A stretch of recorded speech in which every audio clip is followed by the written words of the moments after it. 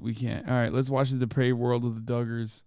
He's not wrong. Clash between Squirt is piss. old-fashioned values In a modern made-for-reality TV scandal. Don't downplay this, especially after what you guys have done in the name of Christianity and God to other people. This is a spiritual issue. This is a character issue. Jim Bob told police Josh had been disciplined. The family presented itself as the perfect all-American Christian family. 19 kids and counting, the Duggars. Audio warning at 17:55. What does that mean?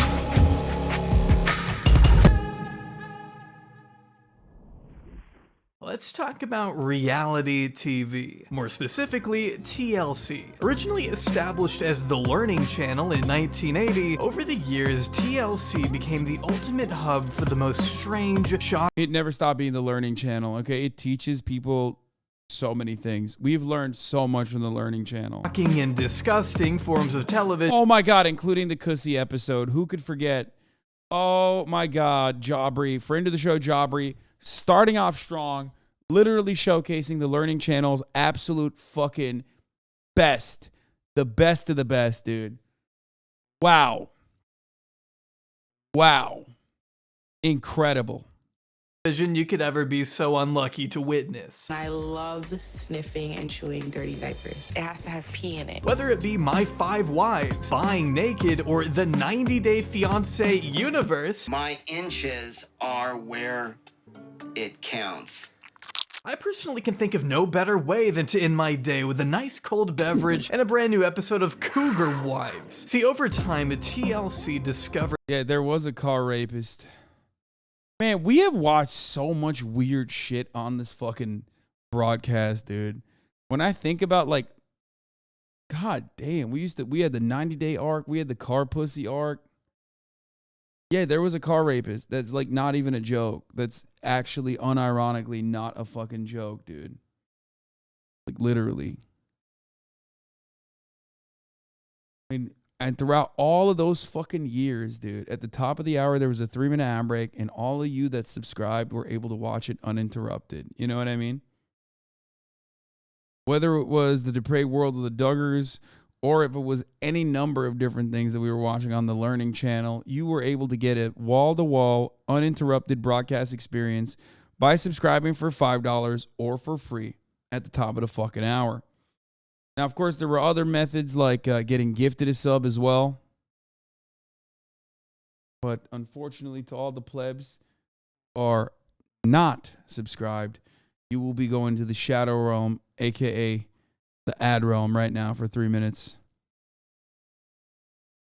Let's continue. For the catering to audiences' morbid curiosities is what would ultimately benefit their bottom line the most. The truth is that TLC will broadcast just about anything without a second thought as long as it gets ratings. But this story King starts Ghidorah, thank you with for the a 5 modest get the little subs. family out of northwestern Arkansas. A popular reality TV show depicting Arkansas Jim Bob notion, and Michelle mention. Duggar's journey in raising a grand total Hellbender, of 19 Angela Brooke, thank you for the 5 get the subs. Allowing 10 people to no longer see the ads. Principles. Over the 8 years they spent on Wait, hold on.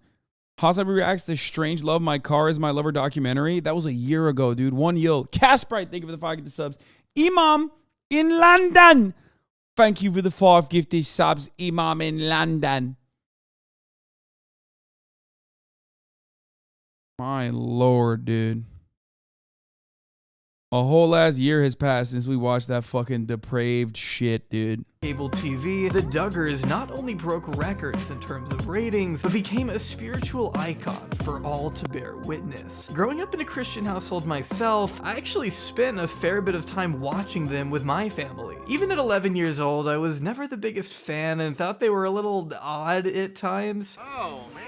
Good job. But back then, my underdeveloped child Katiti, brain thank you for had the 5 no gifted subs. real reason to suspect anything more sinister was at play behind closed doors. HasanAbi, That thank you is for the 5 until gifted a subs. series of scandals that rocked not only the entertainment world, but the spiritual community as well. A disruptive wave of rumors, negative media attention, and poor crisis management that ultimately ended with the oldest sibling, Josh, being found guilty of some of the most detestable crimes imaginable. imaginable, going from an ideal picture of American purity to now serving a 12-year sentence in federal prison. Join me as we look back at one of the most disturbing timelines in entertainment history and comb through the many Matt Walsh did defend this guy, by the way, famously.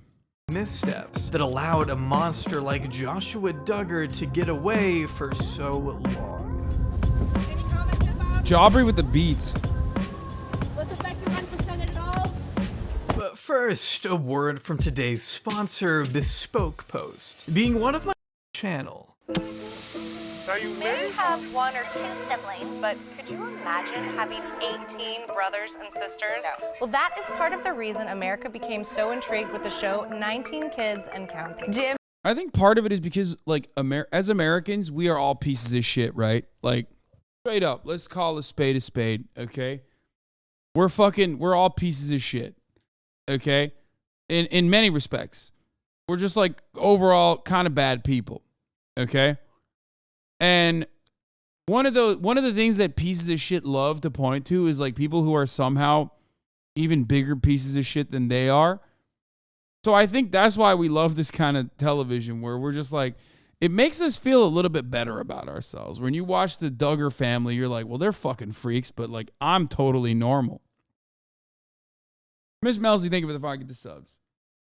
And I think that's pretty much it. That's where that fascination also comes from. Tom Hecker, thank you for the 5 get the subs as well. Jim Bob and Michelle Duggar, yes, the original Duggars, are here to talk about their ever-growing family and some big news that just came out for the family. James Robert Jim Bob Duggar was born on July 18, 1965 in Springdale, Arkansas. Raised by Jimmy and Mary Duggar with one older sibling, the Duggar family didn't start with much. Jimmy being described by his own family as a weak spiritual leader of the home, with Jim Bob attributing much of the family's early circumstances to his father's poor handling of finance. Damn, they fucking own him, dude. A private Christian school and becoming a regular at Sunday service, Jim Bob grew to possess strong religious values from a young age and was a heavy participant in church activities. Going door to door, visiting potential church members, a friend of Jim Bob suggested he pay a visit to a young girl by the name of Michelle Ruark, a cheerleader who had recently been converted to the faith. Coming from a more secular background than Jim Bob, Michelle was born on September 13th, 1966, and was given way more personal freedoms than any of her 19 children would have. Michelle's early life was much different from the one she'd live as an adult. She wore pants and tells a story of mowing her lawn in a bikini as sort of an example of how secular she was, I guess. She even has a That's fucked up.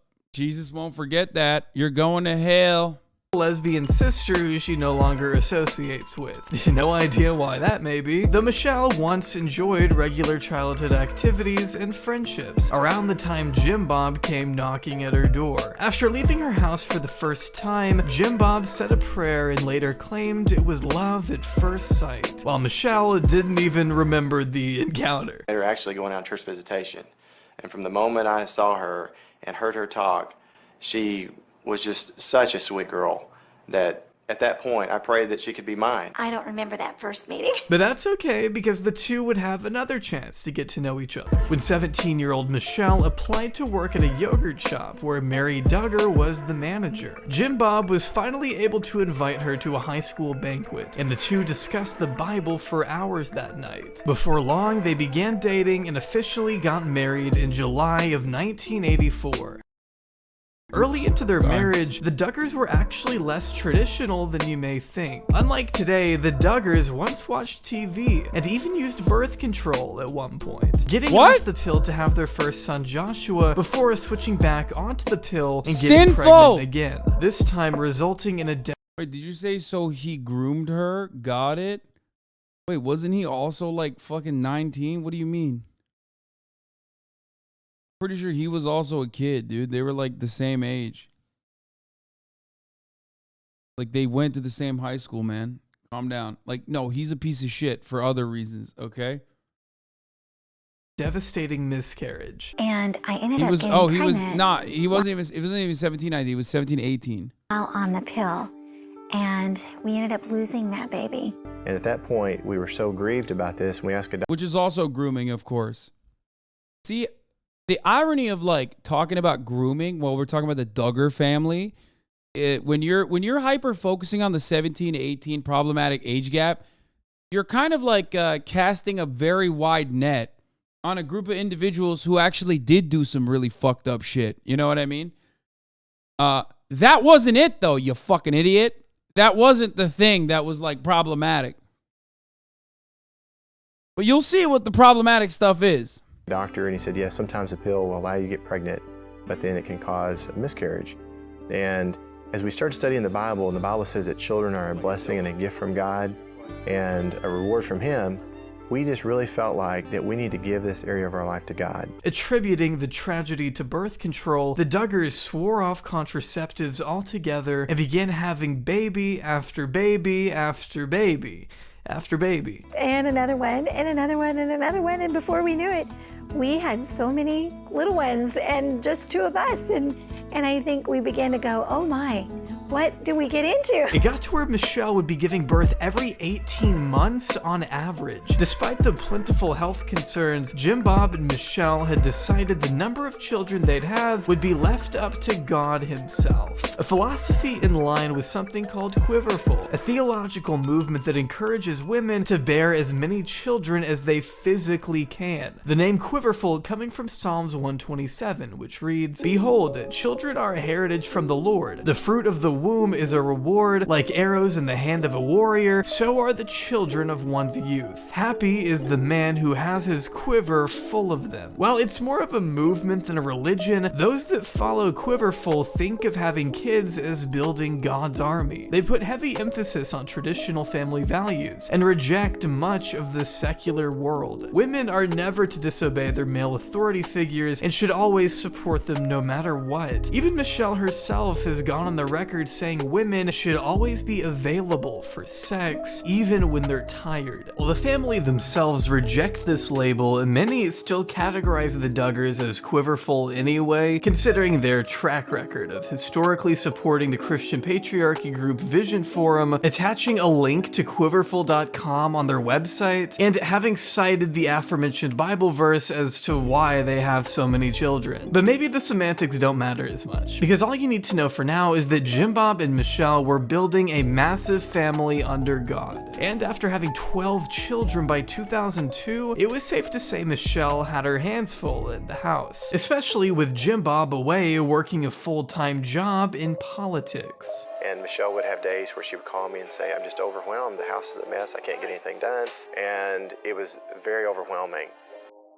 See, starting in 1999, Jim Bob was a proud member of the Arkansas House of Representatives, serving as vice chair of the Judiciary, House Corrections, and Criminal Law Subcommittee, which is really not what we're here to focus on. I bring this up because in 2002, Jim Bob decided against running for re-election of his House seat to instead pursue a position in the United States Senate, where he and his many children would be famously photographed on their way into the polls on Election Day, when he lost to incumbent Tim Hutchinson. So, Jim Bob's political career kind of fell flat after that election, but that's okay, because thanks to that viral photo, a brand new opportunity was waiting right around the corner. And this is James Duggar, and this is Justin. You say hi? And bro, that fit is... See, that's what I'm saying. See, that is right. That's what you're looking at, Trackcast, okay? Being a track cat is not about getting fucking turf bangs after you graduated from Juilliard and smoking cigarettes and fucking, saying that women belong in the kitchen. That's some real fucking track cat shit right there, okay? You're a goddamn pilgrim at that point. You're churning butter, baby. That's what you're doing, okay? Women should be seen and not heard. Women should be barefoot and pregnant in the kitchen shit, okay? They're not on fucking TikTok. And I'm Jim Bob, and this is my wife, Michelle. Welcome to the Duggar home. Catching the attention of television producers, TLC's sister company Discovery reached out to the family to shoot a 40-minute TV special. Your parents wanted to be them? What the fuck? Why? That's so weird. I don't understand why anybody looks at this fucking thing and goes, man, that's me for real. Oh, man, I really want that.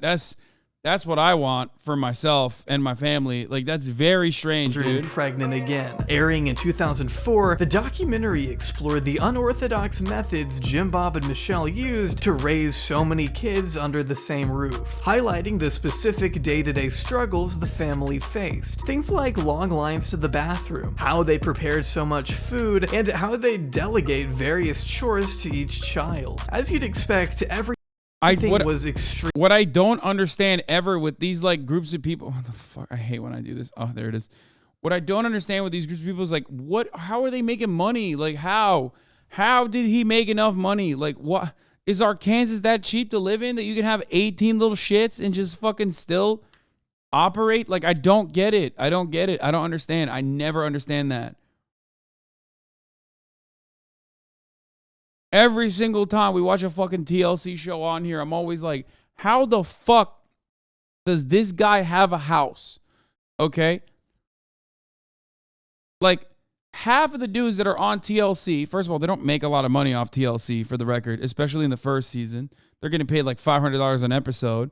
But like, all these fucking like dating, 90 Day Fiance motherfuckers, like, they always have like a house. And it's so strange because it's like, but you don't do anything. And you're out of your fucking mind. Like, how do you have like a consistent job that you're like paying for your house and you got no house payments? Like, what the fuck? Where's the income? I don't understand it. Extremely orderly, keeping tabs on every child's tasks with this giant chart and making sure that everybody pulled their weight, so to speak, by implementing a buddy system. As Jim Bob and Michelle couldn't be around every child all 18 kids, a massive tax refund every year. Man, that doesn't matter, dude. The income alone to fucking keep afloat 18 children is like not enough. Okay, you could pay zero taxes. Okay, he's already in Arkansas. You know what I mean? Like, you guys are crazy. You're making it seem like it's super cheap, like medical bills and food and all this shit. Like, I don't get it. I genuinely don't understand how you can feed 18 fucking mouths.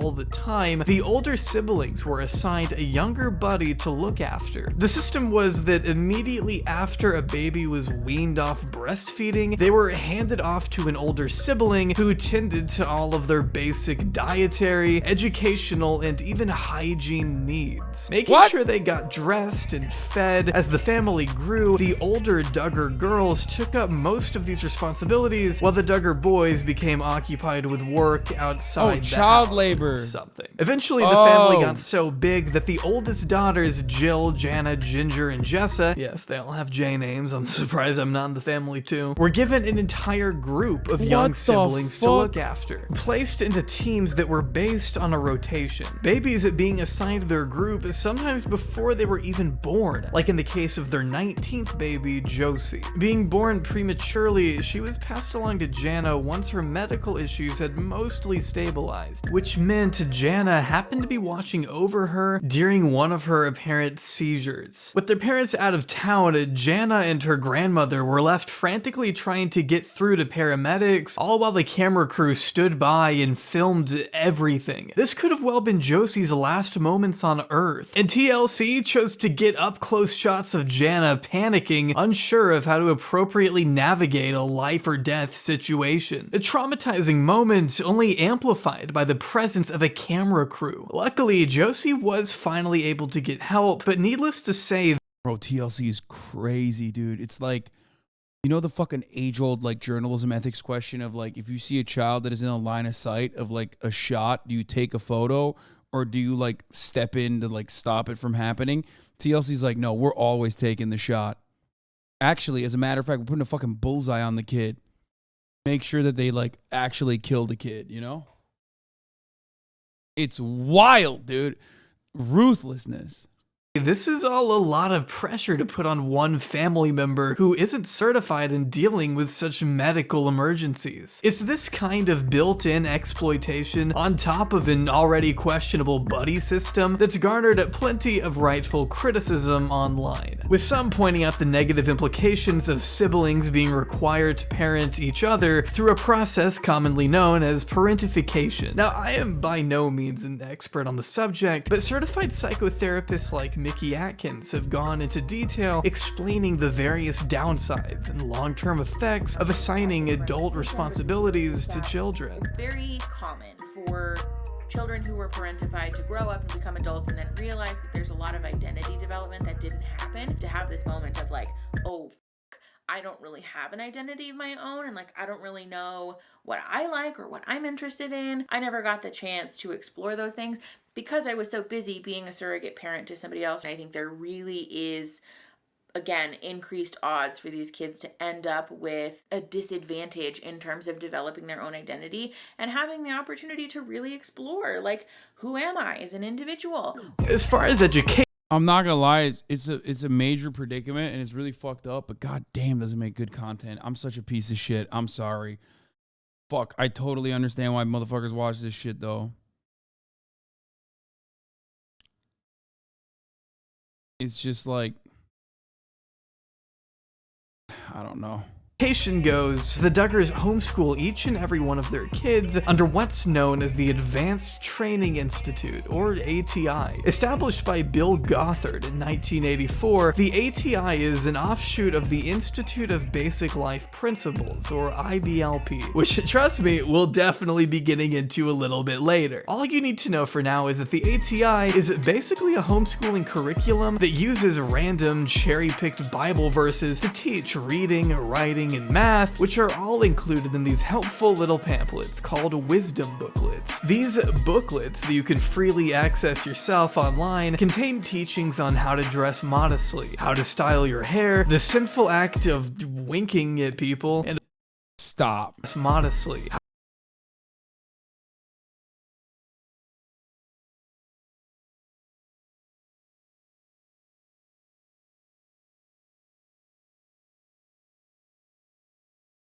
At least they were like, hey, if you want to get that turf bang shit, get that out of here.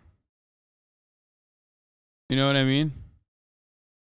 That's a little weird. What's that about? That's just racist, I think. They're like, no natural hair. Nope. None of that shit.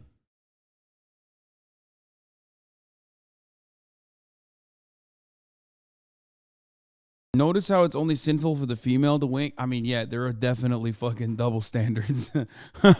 I'm beginning Chatter, who just joined just now, I'm beginning to sense a double standard between the way men and women are being handled in this Christian cult. Guys, I don't want to make any irrational decisions here and pop off, but like it kind of feels like it's giving anti-women. How to style your hair, the sinful act of winking at people, and of course, one even attempts to explain why God allows sexual assault to happen by blaming the victim. To Gothard, assault happens as a result of immodest dress, indecent exposure, being away from parents, or being with evil friends. These educational principles are crucial in understanding the Duggars' traditional lifestyle. We don't want to stir up. Okay, I'm beginning to think that they're definitely a little anti-feminist, I think. Desires, different things that cannot be righteously fulfilled. Where the girls don't wear pants and are encouraged to keep their hair long for the Lord. Even the men are required to dress modestly, with the entire family wearing pants to a marathon. You could pick out our boys pretty quick because our boys were the ones in pants and everybody else had shorts on. The family doesn't watch. What? Like when you're doing athletic shit, you still need to wear pants? What the fuck is that? That's weird, bro. That's a weird thing. That is a weird thing. TV, which is ironic because duh. And as musical as they are, provocative dancing is something to be cautious about. We try not to shake body parts around. There is no alcohol in the Duggar household. Tattoos and piercings are off limits, and as you can imagine, premarital sex is heavily frowned upon, just like front hugging and kissing, which are reserved for when you tie the knot. Did you say at some point that you'd practiced with your hand? So I was thinking, you know what? I wonder what it feels like. So I practiced on my hand. I think practicing on my hand was just to see what it felt like. The Duggars also don't exactly date, they court, which means all... Wait, front hugging, so does that mean back hugging is allowed? Like, what the fuck does that mean? So you can hug someone from behind? What?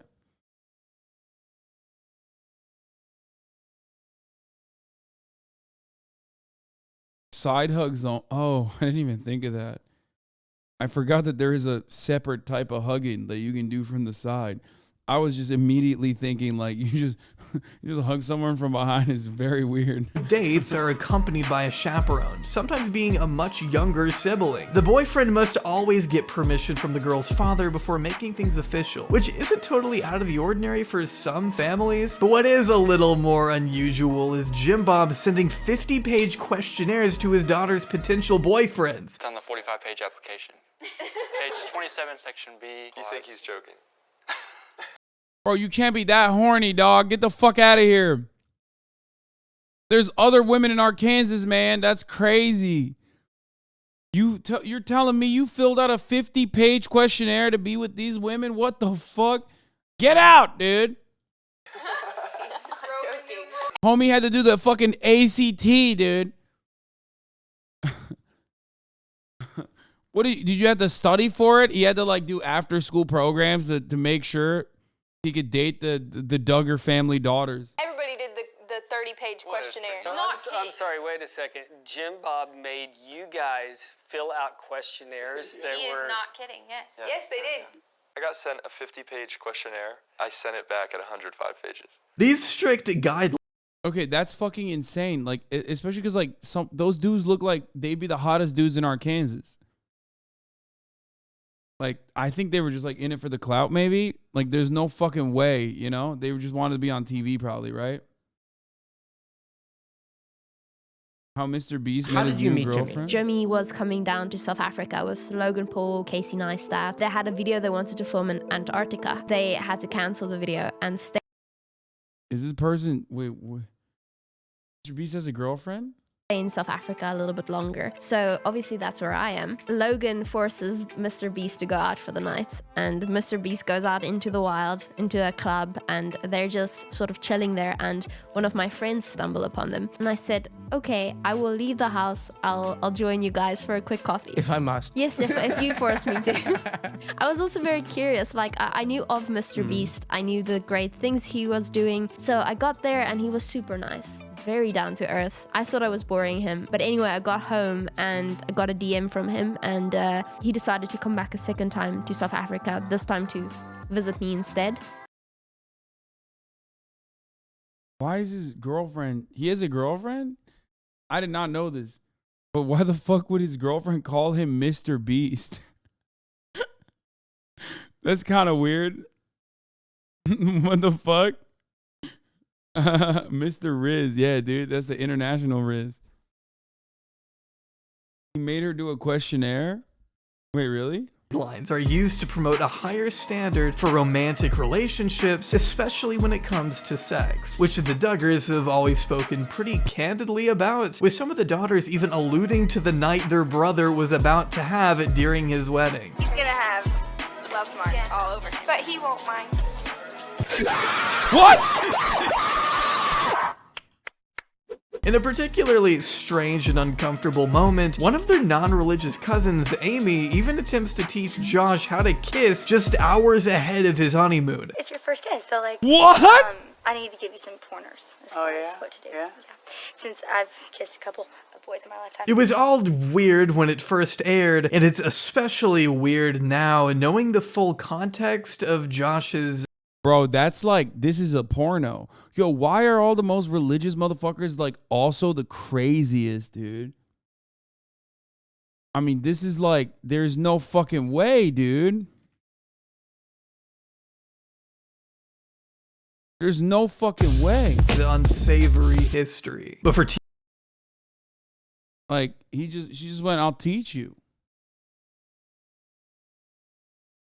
It was a bad cut though. It cut to illegal Riz again. And knowing the full context of Josh's unsavory history. But for TV networks, the weirdness made for great entertainment. So Discovery.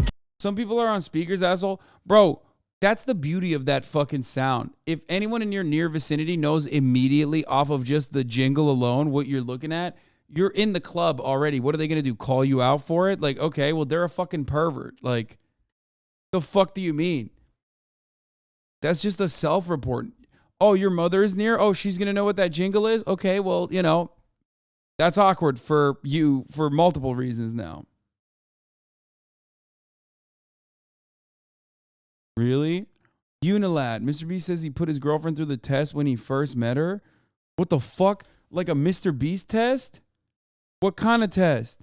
Dude, this website sucks. I can't even fucking scroll down. Gave the Duggars three more. We'll look at that later. Specials throughout 2006. Before long, they had become quite the media darlings, winning over the hearts of religious and secular audiences with their lovable, wholesome image. To the point where they were even invited on the Oprah Winfrey Show for an interview late that year. An invitation that was swiftly rescinded once Oprah received an anonymous tip from a woman alluding to a darker side of the Duggars family iceberg. 3 times he told Jim Bob Duggar what he'd done. His dad brought him in, and he was also there with the church elder. And it didn't just happen once. That's according to a police report obtained by In Touch magazine. According to a 2006 police report published by In Touch magazine 9 years later, Oprah Winfrey canceled an appearance with the Duggar family after a 61-year-old woman reached out to Harpo Studios, warning producers of the eldest son Joshua and his then rumored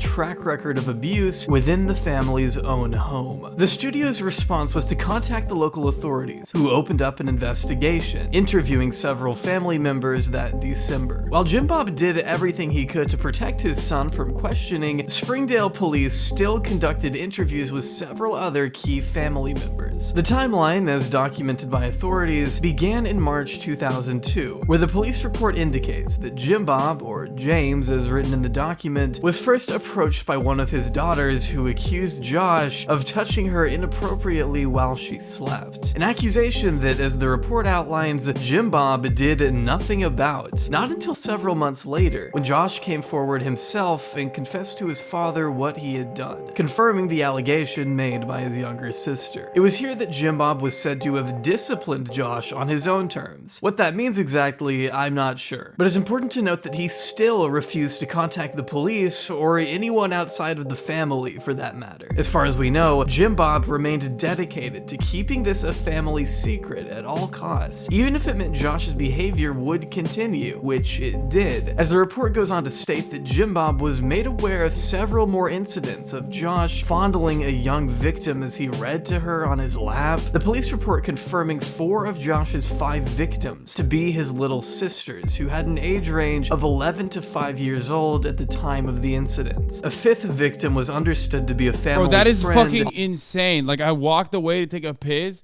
and this dude has done, like, literally the worst sex crimes that you could possibly do. Like, literally, what the fuck? Why did you walk away? Man, I didn't fucking know this was the point where he was going to start talking about this shit. It's fucking insane.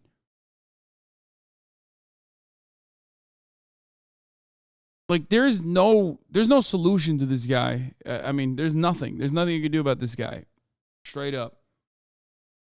Better link 1 minute. He explains about his test. Okay, we'll talk about this later. Also underage at the time and younger than Joshua, who was around. Yeah, Mike Huckabee defended him. So did Matt Walsh. 14 when this all took place. By March 2003, Jim Bob finally decided to take action by going to the church. And after conferring with the elders, it was determined Josh needed some kind of treatment program. It was only then that Josh was sent to a Christian-based facility, which included what the report described as hard physical work and counseling, although Michelle would later admit to police that Josh had not seen an actual counselor. As opposed to seeking genuine punishment or rehabilitation for their son, Jim Bob and Michelle decided to send Josh away with, quote, a family friend who was in the home remodeling business. Which, when I think of a counseling program, my mind doesn't typically jump to things like carpentry. See, the Duggars have long been tied to a religious organization known as the Institute in Basic Life Principles, commonly abbreviated as the IBLP, with a history of isolating its members from the outside world, threats of severe punishment, and authoritarian control. The IBLP has been labeled a cult by other Christian denominations and even former members, being spearheaded by Minister Bill Gothard, who served for many decades until being forced to step down in 2014 after he was accused of sexually assaulting and harassing at least 34 women and working to cover up the systemic abuse of children within the organization. While the IBLP promotes... Bro, when a fucking Christian leader is forced to step down, know that like the amount of fucking rape that they did is so biblical that like even the church is like, bro, come on, you gotta fucking chill out, dude. Holy shit. Like, it's like a cop killing too many black teenagers. You know what I mean? It's like, it's a part of the job description. You're most likely not going to get in fucking trouble, but like you've done it so many fucking times, like that they have to write you up at that point. Like, that's insane.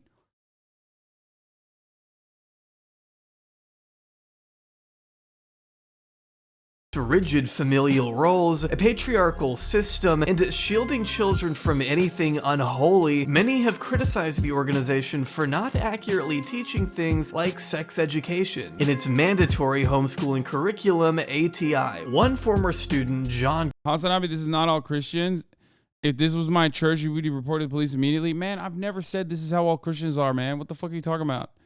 I'm not a fucking r/atheist. I talk about this shit all the time. I talk about how religious people are not a fucking monolith. Okay, calm down. Cornish alleging, I remember that Gothard was basically telling us that sexual abuse wasn't all that terrible because it only affected one's body and not the more important parts of our being, soul and spirit. This warped message has left some teens and children without an understanding of what sexual assault is, perpetuating a climate of vulnerability that the leading figures have been known to take advantage of. And as Cornish continued, for the thousands of families in the ATI program, Gothard would be the first place they would turn, which is exactly what Jim Bob did. Bill Gothard himself even recalling speaking with Jim Bob and Michelle personally after the incidents took place. He says he was the one who suggested Josh be sent to a godly mentor. So when Josh arrived at the Little Rock Salvation Facility, a now defunct IBLP training center, he was reportedly made to help renovate an old VA hospital the IBLP had recently acquired. In addition to carrying out laboring tasks, he was also assigned one-on-one faith-based counseling to cleanse him of any sex-related impulses. I mean, this dude is literally like, holy fuck.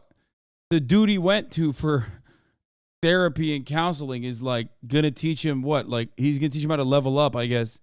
He's like, listen now, I'm gonna make sure you kick your game up to a new notch. You know, you're not doing it right. In relation to what exactly Josh was taught there, Gothard stated the endocrine system consists He's just gonna of learn how to do it better, I guess. What the fuck? Throughout our body, and they are affected by our sexual drive. Lust can have a positive or a negative effect on the body depending on what it's for. God designed us to have an attraction to the opposite sex for marriage, but whoremongers will be damaged by their own system. Like the ATI, the lessons here prioritized the Bible while discouraging science, the arts, or philosophy, according to former student Micah Murray, who was raised by IBLP teachings from 1st to 12th grade. Gothard painted a world that was out to destroy families and then humbly volunteered to show us the way to safety, he claimed. Before becoming disillusioned by the cult-like tendencies Gothard espoused, Murray was fairly involved at the Indianapolis Training Center, describing having to wear suit jackets at dinner every night, not being allowed to talk to girls, and having to get a request form signed in order to go out and get fast food. Calling the IBLP a disaster for family units, Murray recalled depression, marriages falling apart, and sexual molestation occurring throughout the organization. While Murray wasn't too surprised when the Duggar incident came to light, Gothard maintains the backlash demonstrates an attack on Christianity, and the critics are merely out to discredit and destroy the religion religion as a whole. But how did any of this even land in Oprah's inbox to begin with? Believe me, there's a lot of stuff that was confessed that night that hasn't even been out in public anywhere.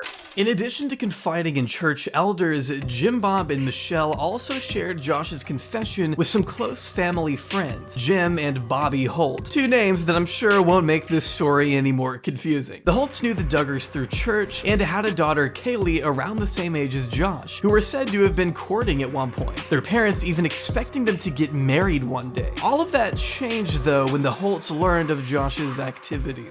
Stop. Unrelated to the fucking matter in hand, but what? Hold on. Married one day. All of that. What the fuck is that, bro? What the absolute fuck was going on here, my man? What the fuck were you doing? What the fuck? What is that? What the hell is that? It's like, it's not even bangs. Like, what? What?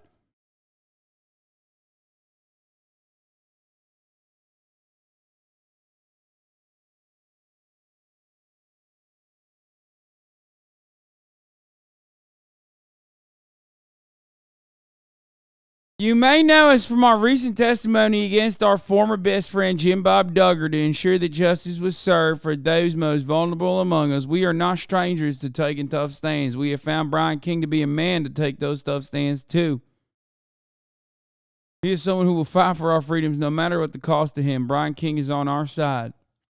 Though when the Holts learned of Josh's activities, cutting off their relationship with the family right then, as Bobby would later testify in court. At the time, Josh's abuse didn't reach others within the church though, until Kaylee wrote a private letter to her favorite author, detailing what she had overheard from Jim Bob and Michelle. Although she didn't end up mailing the letter, she did end up placing it in a book that was later lent out to a fellow church member. And that is how everything leaked. The information causing a divide within the congregation. Some church members took the Duggars' side, while others were appalled at what they considered. That is some old school ass shit, bro. That is crazy.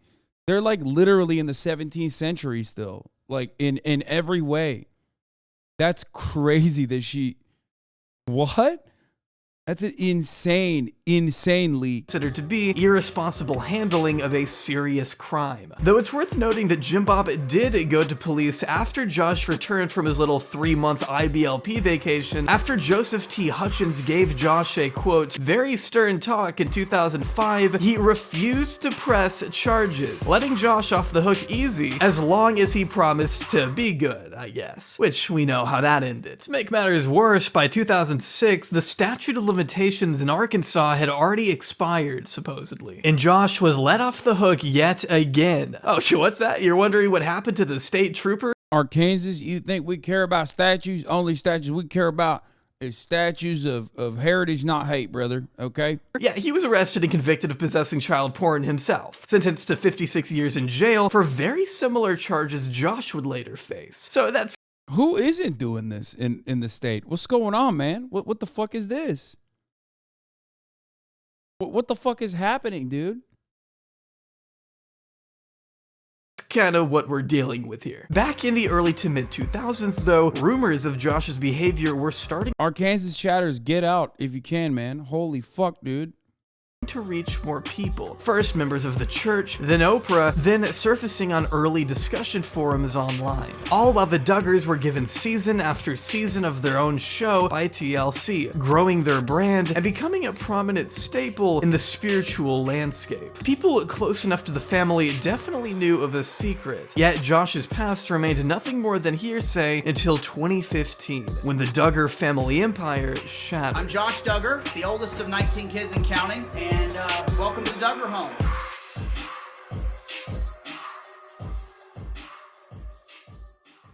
Through an FOIA request in 2015, In Touch magazine managed to obtain the redacted 2006 police report that confirmed the rumors that had been floating around for years, prompting everyone in Josh's proximity to swiftly enter damage control mode, including the network. TLC pulling its top-rated show from the airwaves, which eventually led to a permanent cancellation by summer 2015. Oh no!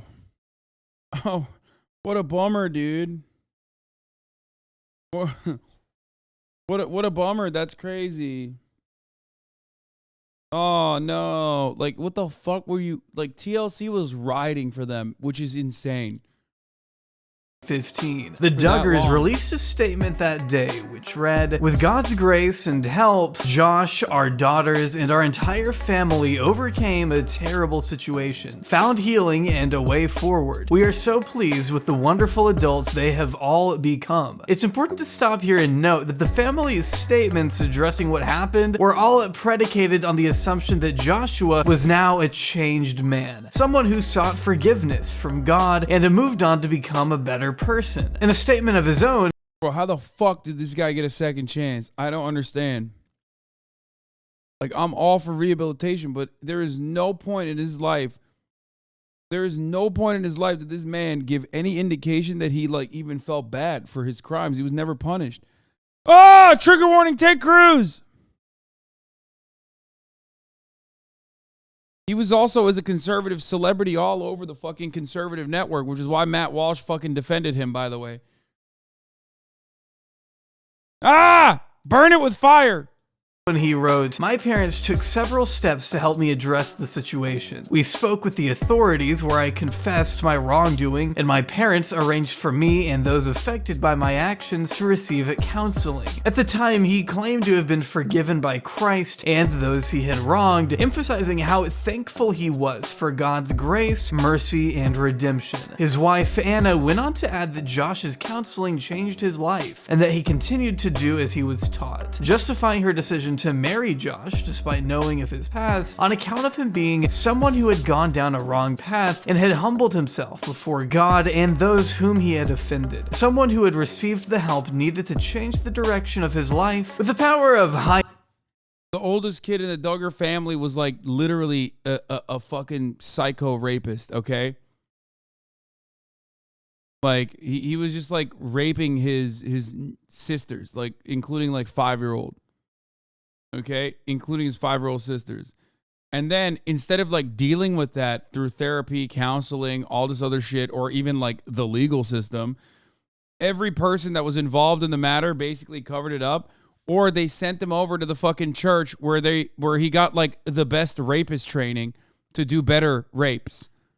Like literally, they sent him to a fucking cult or a sect where the lead guy was also imprisoned, or you know, he was also a rapist.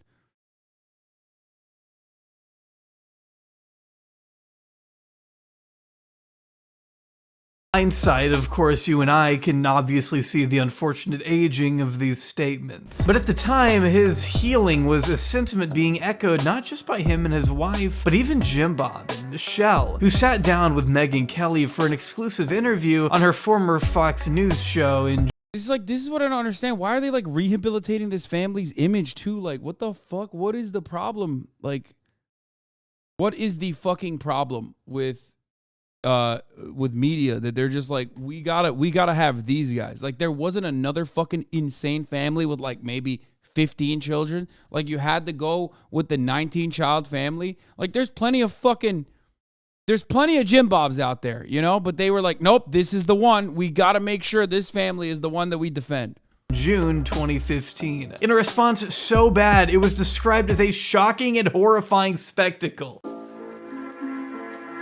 Did you ever worry that the treatment didn't work, especially with so many young children in the house? Sharing nervous glances throughout the 40-minute ordeal, Jim Bob and Michelle attempts to.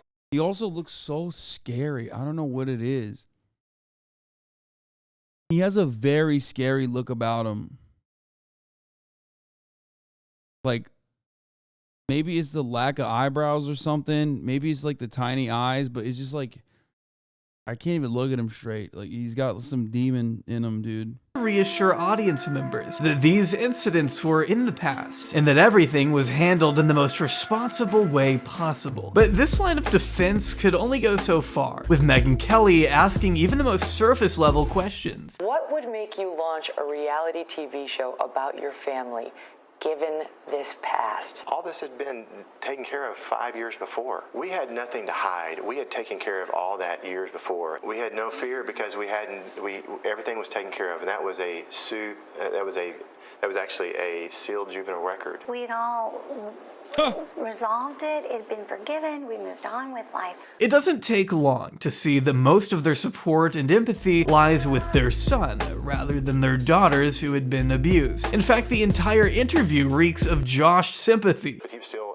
a kid. He was still a juvenile. He wasn't an adult. There was a couple more times that he came and told us what he had done. This was not rape or anything like that. This was like touching somebody over their clothes. There were a couple incidents where he touched them under their clothes, but it was like a few seconds. Jim Bob had somehow managed to downplay Josh's... I mean, the people he's talking about, the victims he's talking about are also his daughters. But I guess he's got like 19, so he doesn't give a shit. You know what I mean? Like, that's weird, man. You're talking about, like, the victims are also in your family, right? I mean...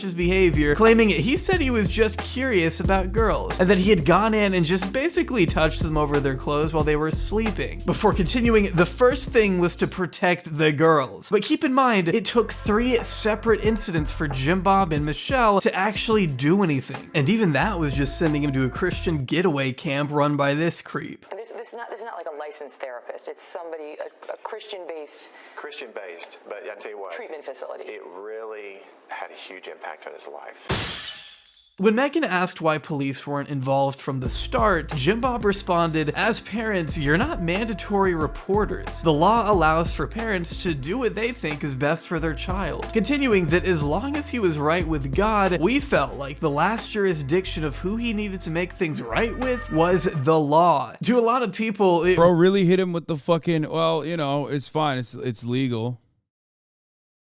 Which it isn't, by the way, but... really seemed like they were willing to do anything to put the comfort and security of Josh over their other children getting the justice they deserved. Some of the other steps taken by the Duggars seemed to involve not letting the boys babysit alone, or not allowing kids to play hide and seek by themselves, which is just sad and doesn't really indicate to me that Jim Bob or Michelle ever had a ton of confidence that their son had truly been fixed. The parents had continued to downplay Josh's activity by specifying his victims were too young to understand or even remember what happened. Michelle remarking he knew that it was wrong, but they weren't even aware. To them, they didn't probably even understand that it was an improper touch, which, I don't know, it doesn't exactly sound as good as you think it does. You were in the news for making a robocall that suggested transgendered people might want to go into the bathrooms of locker rooms of girls, and that... Oh, come on. Oh my God, I'm gonna lose it. It's literally always this, dude. It's like,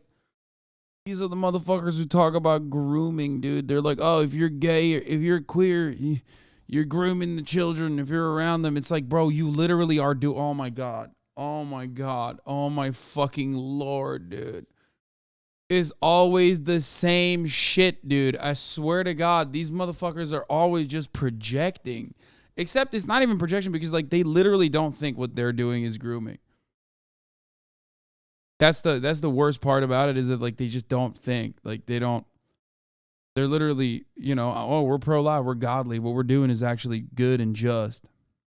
that they may be child molesters. Michelle is eventually asked about a particular robocall she had recently made calling trans women pedophiles for wanting to access women's restrooms and locker rooms. I'll play it here, but just know there is a trigger warning for hateful language. Hello, this is Michelle Duggar. I'm calling to inform you of some shocking news that will affect the safety of Northwest Arkansas women and children. Yeah, Michelle Duggar. I, Michelle Duggar, am on the loose, and so is my oldest child. And that's why you should hide your children, because I, Michelle Duggar, am coming to get them. Okay? Bye. Children. The Fayetteville City Council is voting on an ordinance this Tuesday night that would allow men, yes, I said men, to use women's and girls' restrooms, locker rooms, showers, sleeping areas, and other areas that are designated for females only. I don't believe the citizens of Fayetteville... They hit the transphobia meta 8 years early. My friend, that meta never went away. It just became more popular. Like, that meta had always been in existence, but people were more preoccupied with, like, shitting on gay people because it was acceptable to shit on gay people. The only reason why they started hitting the fucking trans meta harder is because it became unacceptable to shit on gay people.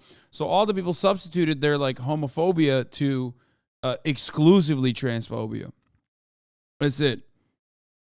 Transphobia was always the meta. It was just like, it was not even like thought about as much because most people were preoccupied with like homophobia because that was what their main concern was. But yeah, homophobes are of course always transphobic too. Who would want males with past child predator convictions that claim they are female to have a legal right to enter private areas reserved for women and girls? I doubt that Fayetteville parents would stand for a law that would endanger their daughters or allow them to be traumatized by a man joining them in their private space. We should never place the preference of an adult over the safety and innocence of a child. Parents, who do you want? Megan accurately pinpoints the optics of this message when considering the predatory past of her own son that she herself had tried to hide, which just leads to a bizarre transphobic tirade from Michelle that gets interrupted by her husband giving us the Webster's definition of a pedophile. I think that protecting young girls and not allowing young men and men in general to go into a girl's locker room is just common sense. But this is different because you injected child molestation into it. I think you actually said pedophile in that, and actually a pedophile is an adult that preys on children. Joshua was actually 14 and just turned 15 when he did what he did. And I think the legal definition is 16 and up for being an adult preying on a child. Oh, so never mind. Safe. He's safe. He's safe. Forget the fact that one of his victims had an age in the single digits, I guess. Let's argue about the semantics of the word pedophile instead. That'll get people on our side and sure won't weird anybody out. Within minutes, Michelle and Jim Bob emphasize there being an agenda against their family, an attack they believe to be motivated by religious and political reasons. Though I'd say these so-called attacks are generally due to the fact that for over 10 years, Jim Bob, Michelle, and even Josh had— I love libertarian debate lords, dude. They just can't stop.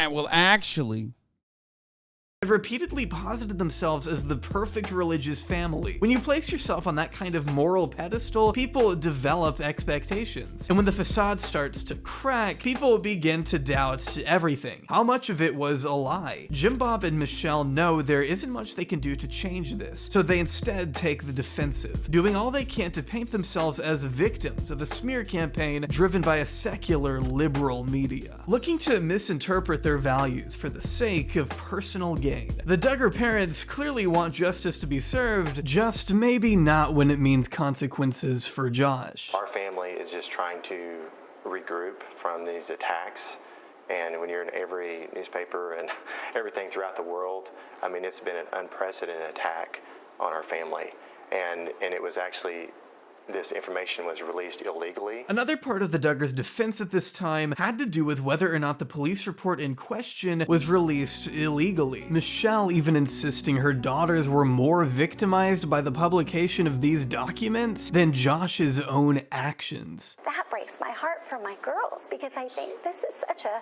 horrible— they've been victimized more by what has happened in these last couple of weeks than they were 12 years ago because they honestly— they didn't even understand or know that anything had happened until after the fact when they were told about it. The Duggars were still determined to prove that the information came out in bad faith. And there's definitely a point there to be made, as no victim should ever be forced to share their story because of a tabloid leak. Jill and Jessa having their trauma aired out on such a public platform with no warning is entirely unfair. But it also seemed like Jim Bob and Michelle were more concerned over the leak itself happening than the actual information within the leak. The couple teasing legal action just in the interview with Megan. Any chance of you suing her or the city for this disclosure? Yo, why the fuck do the Balenciaga, pedogate Andes focus on shit like this?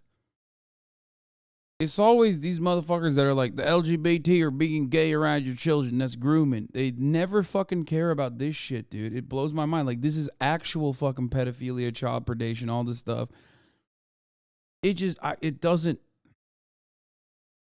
We're talking to some attorneys about that right now, and we'll see. It's also worth noting here that the 4 affected daughters did go ahead and sue both Springdale and Washington County officials in 2017, in a case that was dismissed by a judge earlier this year after ruling the sisters had, quote, not presented any direct proof or reasonable inference that officials had revealed private facts about the victims. Since the documents published to In Touch redacted the relevant names and information of any minors, the release was legally protected by the Freedom of Information Act. Though that's not to say they were wrong in feeling violated. Jessa and Jill still deserve to have their day in court, as they went on to do their own interview with Megyn Kelly, separate from the parents. They don't have a right to do this. This isn't, we're victims. They can't do this to us.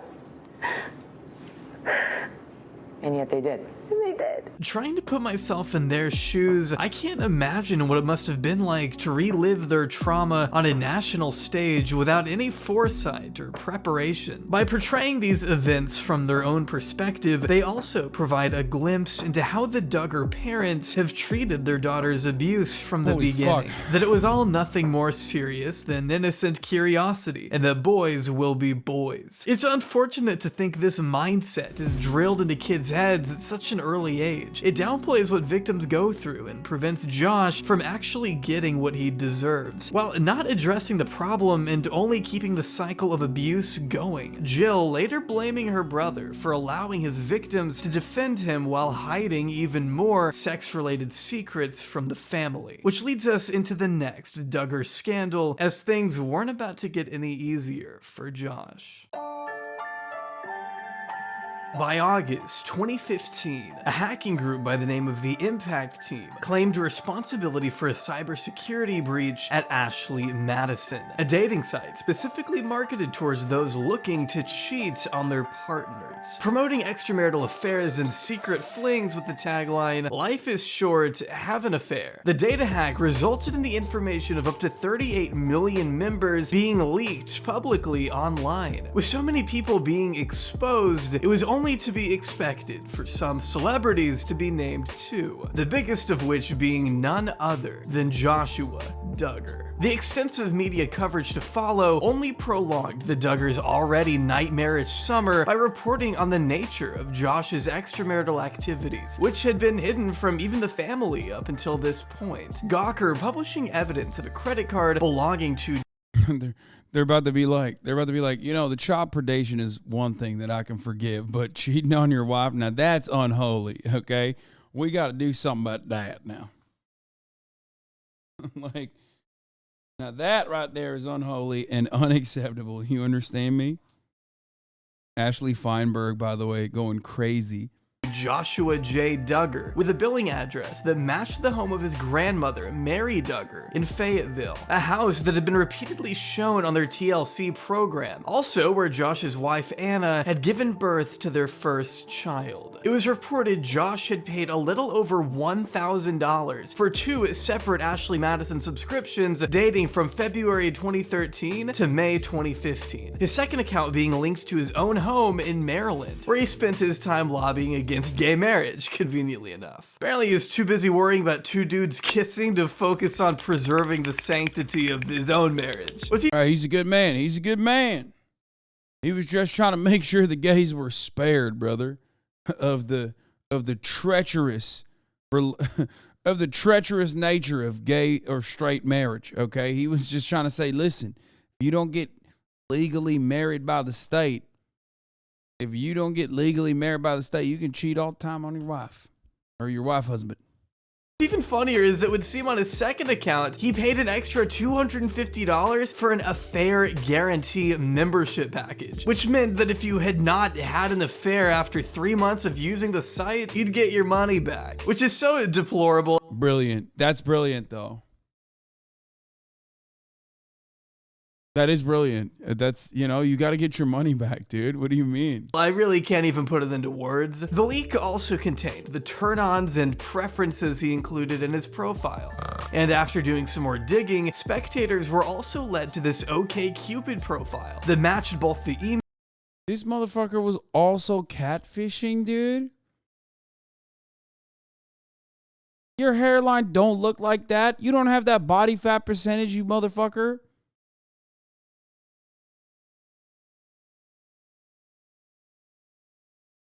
He did everything. He did every no-no, okay? Including choosing your fake name to be Joe Smithson.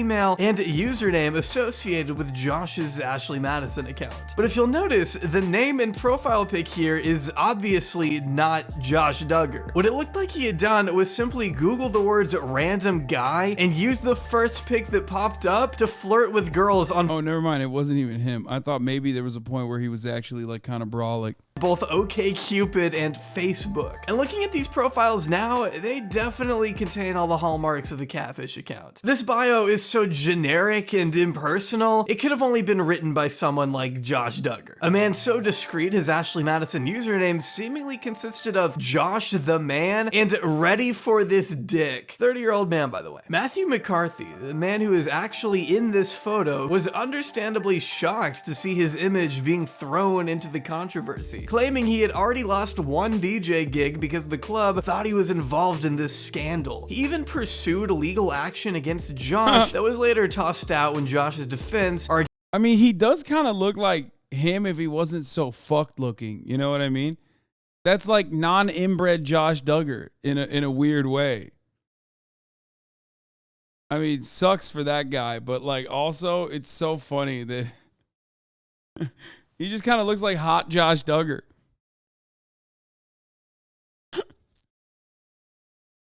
He looked up random guy and he was like, this guy kind of looks like me. Argued he couldn't be sued in the state of California. It's still very funny that despite being one of the most supposedly online people in the family, Josh really didn't think any of this through, which hasn't changed much in recent years, but I digress. While Josh's response didn't acknowledge the catfishing claims, he did go on to confirm the validity of the Ashley Madison account, calling himself the biggest hypocrite ever in a now deleted statement posted to the family's website. Josh's brief words here also outline another side of himself the public was previously unaware of, his porn addiction, admitting he had been unfaithful to his wife and writing about the hurt and reproach he brought to his family through his actions, not just as a teenager, but also now that he had Bro, he's leaking extra shit. That's crazy. Broken their trust. He asks for forgiveness from those reading and requests we pray for his wife and family, right before another woman came forward with her own allegations against Josh. Adult star Danica Dillon filing a suit that year accusing Josh of sexually assaulting her, causing physical and mental torment. Dillon alleged Josh had, quote, tried to kill her during one of their sexual encounters, saying he forced her into various positions, threw her around the room, choked and spat on her, before ultimately paying her $1,500. As the story goes, he apologized to her the second time they met, telling her he was such a big fan of her scenes. Josh has since denied these claims though, and Danica eventually dropped the $500,000 charges in 2016, though has maintained her story and has also continued commenting on his recent criminal activity. After 3 separate sex scandals, some unsavory political endorsements, and a repugnant appearance on Fox News, the Duggars' reputation had never been in a worse place. So in December 2015, in what I feel was an act of sympathy, TLC launched a new Duggar show called Oh, dude, come on, dude. I mean, oh, they did that? They fucking were like, oh, well, we can still milk the ones that, you know, weren't involved.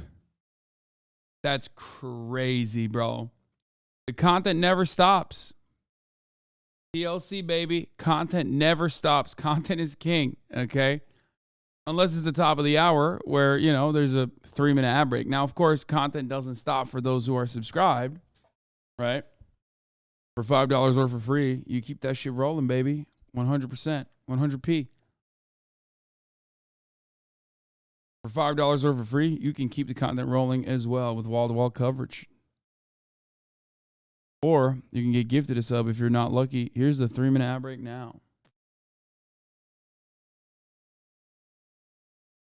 Counting On, Godfrey. which was meant to Thank you for the center 5 on get the the subs. lives of the oldest Duggar girls. After all, the Duggars still Rimmers, had thank you for 18 the 5 other get the kids subs. to exploit, with or without Josh, not to mention a slew of grandchildren, since many of their older kids had gone off and started their own families at a pretty young age. With enough time, people even started to come back around on Jim Bob and Michelle a little bit, overlooking the past and thinking of Josh to be a False one-time offense Kakaroto. that occurred over a decade if I get prior. Some people seriously thought Josh had been cured by the religious counseling he received and would be unlikely to offend again. Unfortunately, those people were very, very wrong. Matt Walsh. In November 2019, the Department of Homeland Security executed a full-on search warrant of a used car dealership owned and operated by Josh Duggar, in what authorities called an ongoing federal investigation. Of course he had a used car dealership, bro. Oh my god, of course. A then spokesperson for the Duggars apparently told the media that the raid had nothing to do with any family member being the target of any investigation of any kind, and that we shouldn't be so quick to buy into all the fake news circulating online. Their words, not mine. Still, the incident immediately hit the headlines, along with rumors this was all connected to a lawsuit regarding real estate fraud. The true details, though, it didn't emerge until April 29th, 2021, when Josh was taken into custody. It was then revealed that Josh's work computer had been linked to downloads of child pornography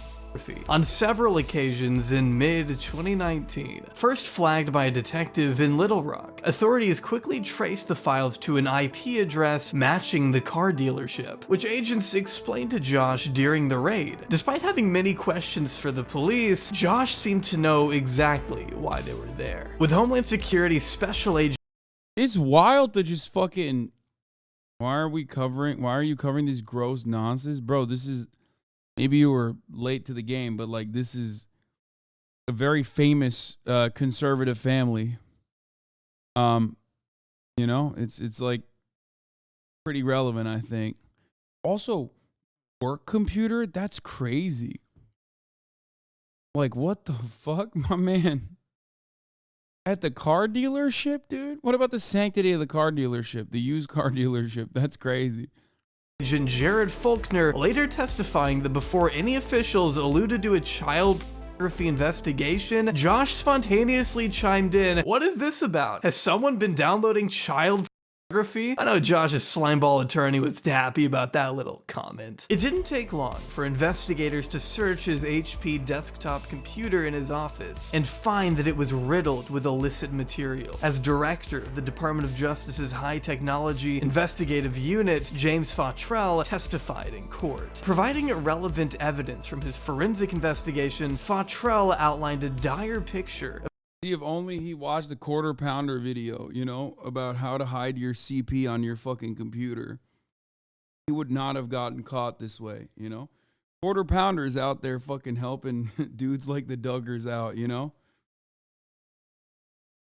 That's a callback to an earlier video that we watched, a Quarter Pounder. But talked about how you should hide the CP in your computer back when he was, I guess, a technician. Of Josh's illegal activity. For starters, it was confirmed that a program to install a Linux operating system was downloaded to Josh's computer just days before the illicit material was flagged. According to legal documents, Fautrell discovered that the computer's user had partitioned the hard... Okay, that's where I draw the line, dude. Linux? No. Nah. This motherfucker learned how to operate Linux just so he could look at CP? That's crazy. That's dedication. That's insane, okay? Jesus fucking Christ, dude. Hard drive in two sections. One side of the hard drive was the business side of the computer, which was said to load up Windows 10 like normal and handle all of the dealership's sales. It was the main part of the computer, and it's also where a program called Covenant Eyes had been installed. which according to Insider is designed to monitor the internet activity of people with pornography addictions, sending internet usage reports to an accountability partner, which in this case happened to be Josh's wife, Anna. This is why Josh needed the partition. As court records documented, the other side of the hard drive appears to have been set up for the purpose of downloading and viewing child pornography. This side booted up to a Linux-based operating system that was locally installed on the computer. No, this motherfucker actually learned how to use Linux just so he could look at CP, dog. That's crazy.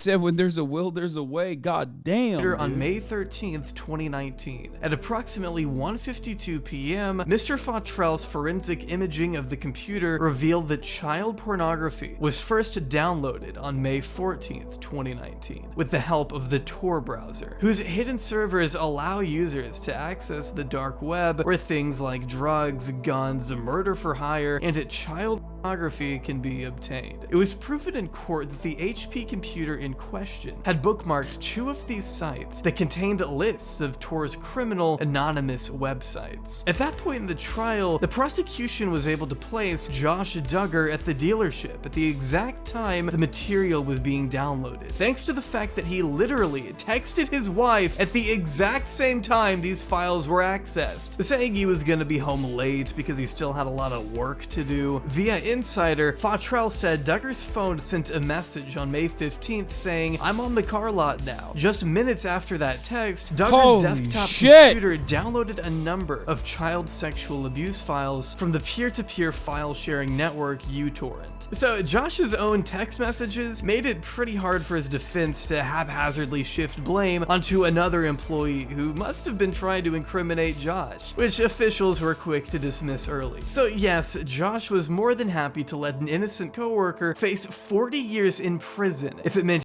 this motherfucker used uTorrent, dude. What the fuck?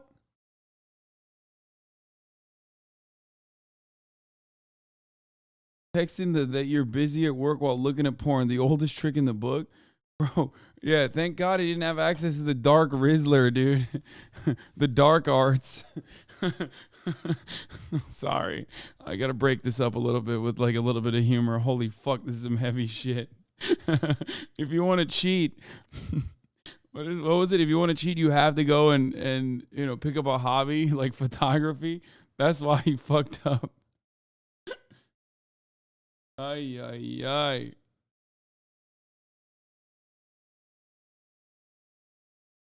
And he could get off scot-free and spend more time with his family, where he'd still be in active danger, as prosecutors had no problem. What was bad about uTorrent?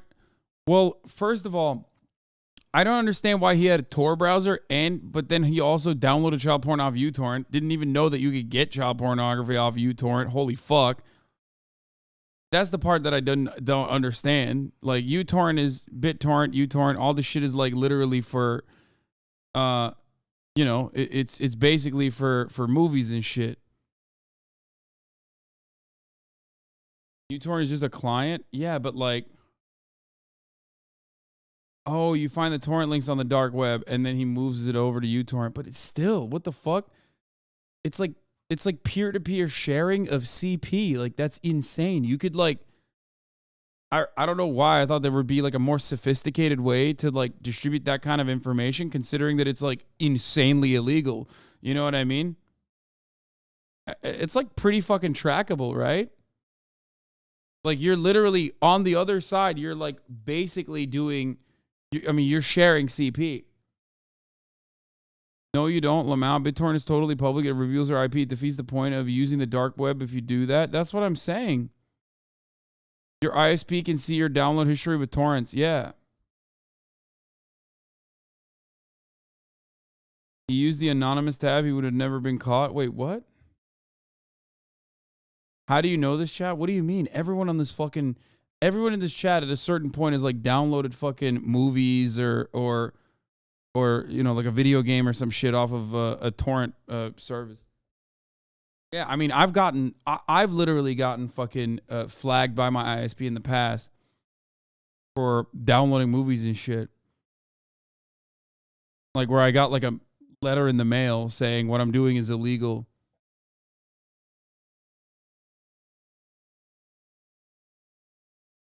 Yes, ISP actually physically was able to cancel my download once, sent me a warning about piracy. Yeah, it's so whack.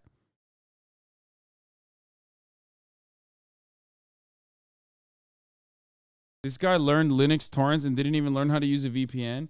I don't think you can hide it with a VPN, to be honest. I mean, I don't know. I don't know how that works. I mean, at a certain point, it's like you're most likely getting it from a federal agent.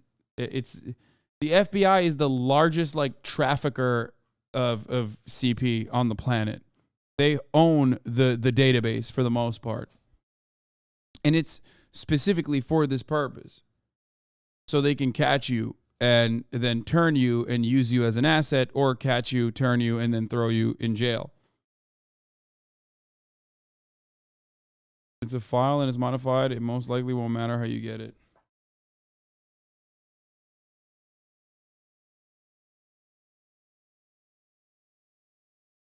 This kid I knew had his laptop subpoenaed by Verizon for downloading too many movies. So glad that scumbag is off the streets. Yeah. Yeah, they took him down, dude. Thank God. Proving without a shadow of a doubt that Josh Duggar had been the individual downloading and opening these files. As investigators testified in court, a hard drive was found with remnants of over 100 images of child abuse material, along with several videos and what Agent Faulkner referred to as the worst of the worst child abuse material he had ever seen in his career as a hardened federal agent who's required to review this kind of stuff for a living. After 12 years of work and over 1,000 cases, Faulkner considered Josh to be one of the absolute worst offenders. The prosecution also used Director Fautrell's testimony to build their case, as he has cited evidence of Josh streaming and or downloading the most notorious videos out there, including titles such as Pedo Mom and Daisy's Destruction, which depicts the torturing of an infant. What the fuck? They have titles, dude? What the fuck? Yo! Volcano, volcano, volcano, volcano, volcano, volcano, volcano. What the fuck? To be the most offensive content he had ever seen in his career. A lot of the material contained girls between the ages of 5 and 10, an age range that some of his own children are in. The word sickening doesn't go far enough in describing the kind of person we're dealing with here. Despite several letters written to the judge by Josh's parents, wife, and in-laws pleading for a softer sentence, these words were ultimately overlooked when Josh was sentenced to 12 years and 7 months in prison, just one day after Josh's failed attempt to overturn the guilty verdict on account of insufficient evidence. Unfortunately for Josh, the evidence proved more sufficient than his laughable defense of trying to throw his own colleagues under the bus. While it may have been delayed for almost 2 decades, Joshua Duggar finally met his long overdue fate and will be spending over 150. That's crazy. This motherfucker gets 12 years, but if you get hit with a third strike, you're in perma jail. Like, if you're rich enough, if you're coming from a family that can like protect you for long enough, you can literally avoid getting any strikes on your fucking record, and you only go to 12 years. You only go to jail for 12 years when that's your background. That's crazy. The American criminal justice system is fucked, dude. It is fucking insane. 50 months in federal prison. Even then, when he does get out, he'll only be allowed to see his 7 kids in the presence of an approved list of supervisors. All to say that life for Josh as he once knew is effectively over. Prosecutors writing at the end of the trial that there is simply no indication that Duggar will ever take the steps necessary to change this pattern of behavior and address his predilection for minor females, indicating that the pattern of abuse Josh has expressed for all these years has in no way changed or been appropriately corrected, leading anyone to wonder just how different things could have been. Welcome back. We're here with Josh Duggar. You were working with FRC, so tell us a little bit about what's happening here with the Values Voters Summit this week. Well, we're extremely excited to have, really what I think has been called the premier conservative event in the country. And it's basically people coming together, a lot of people of faith, and people that understand what made America great and what's going to continue. I heard back from Joseph, who we watched yesterday. It was quite something to wake up to. Thanks for recommending the video to him. I'm immensely grateful for your support. It really does mean a lot to me. I remember watching Hasan stream a few times back in the dark days of the first lockdown. It feels quite bizarre that he watched something I created. Fuck yeah, what a nice guy. Continue to make America really the best country in the entire world. And the laboratory for that is in our own homes, in our own communities, and really in our own hearts. Bro, he sounds like every fucking grimy piece of shit conservative fuck. I swear to God. He sounds like every fucking awful conservative monster, dude. Did Jabri actually ever mention Matt Walsh's defense for Duggars molestation, sister molestation?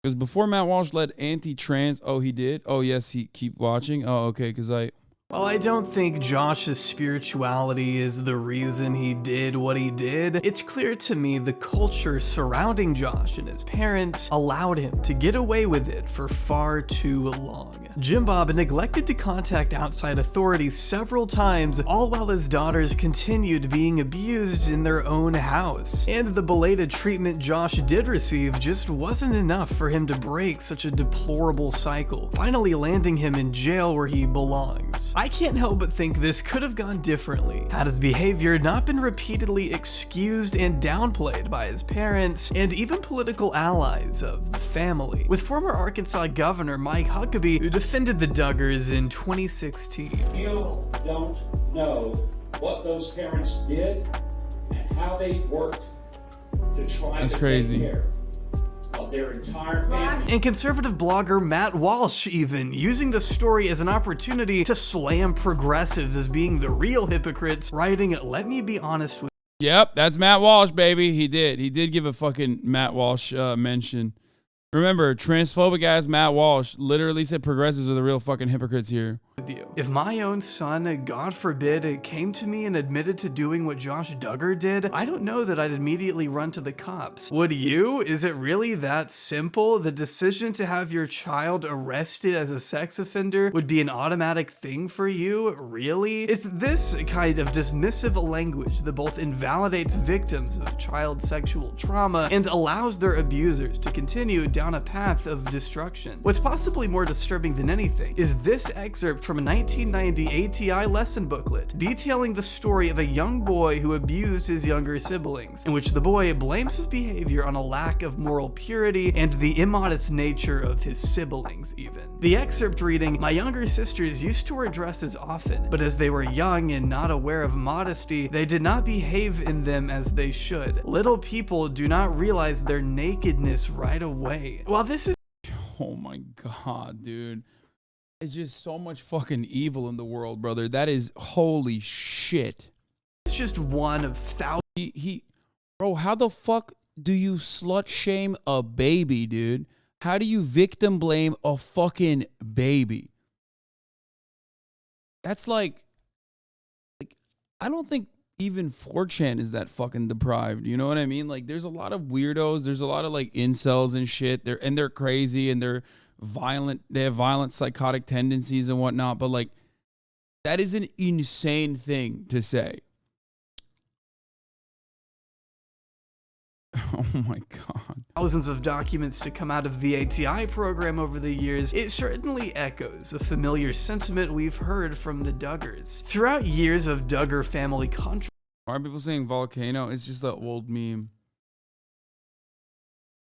Countless mistakes could have been avoided. Mistakes that ended up perpetuating a cycle of abuse, affecting countless people by proxy. Jim Bob and Michelle, though, seems to care more about their family looking like stars on TV than actually addressing the real issues at the root of their household. It all comes down to maintaining an image of purity above all else, even when real criminal activity can be found lurking behind the scenes. Placing yourself on a public pedestal despite knowingly protecting a criminal in your own family is bad enough, but attempting to paint yourself as a beacon of spirituality in the process is even worse. As much as I know the Duggars will probably try to continue existing, conservatives have so many like people like this in their fucking ranks that just kind of get forgotten. You know what I mean? All the while, they're all like pointing to fucking liberals and Democrats as being like pedophiles and groomers and shit. In the public eye, the fact remains that they've already shown us exactly who they are when the cameras are off. Keep on, keep running.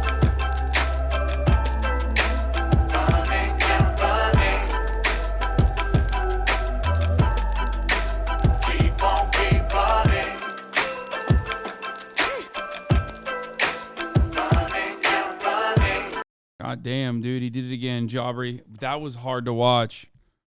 I'm not going to lie. That was fucking insane.